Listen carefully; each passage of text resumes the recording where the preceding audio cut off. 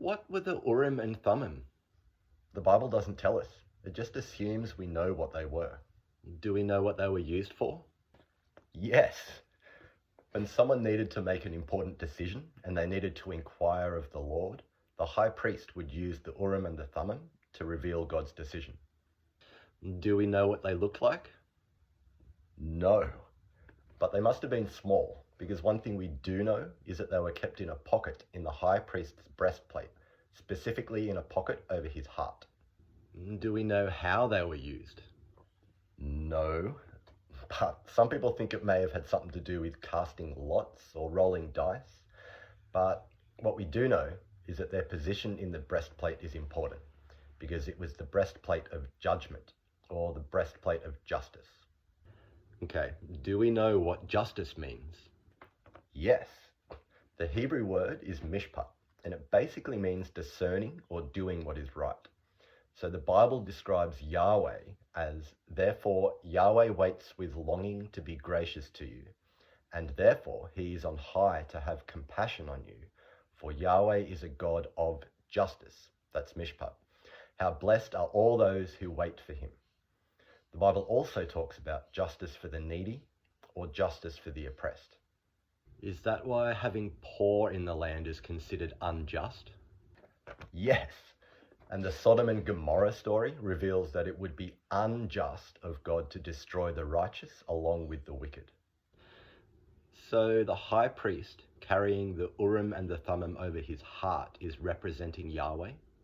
Yes, Exodus 28:30 says, Aaron shall carry the judgment, mishpat, of the sons of Israel over his heart before Yahweh continually. He is literally carrying God's justice. Do we know what the breastplate looked like? Yes, the breastplate was made of gold, and it had 12 precious stones set in it, one for each of the sons of Israel. That's the 12 tribes of Israel. Gold. Do we know what the stones looked like? Well, yes and no. We have a fair idea. They're described in Exodus 28, but okay, this is fun.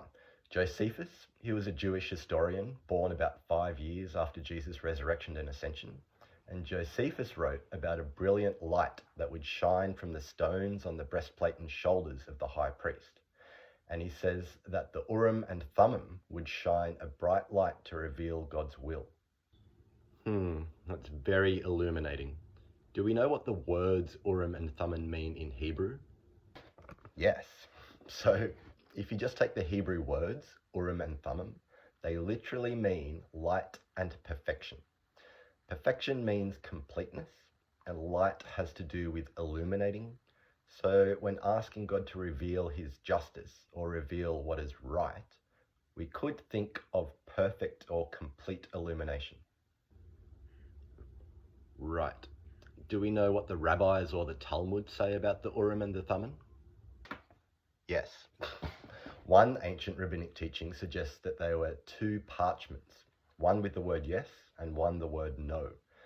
Another rabbinic teaching suggests that they were two stones, one white and one black, because in the ancient world, white often symbolized approval and black symbolized disapproval.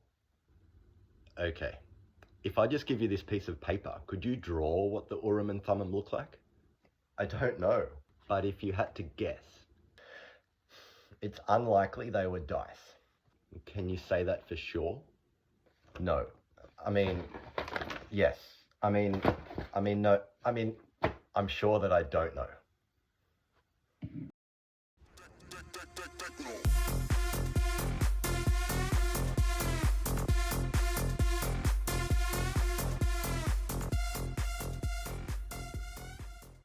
So the high priest carrying the Urim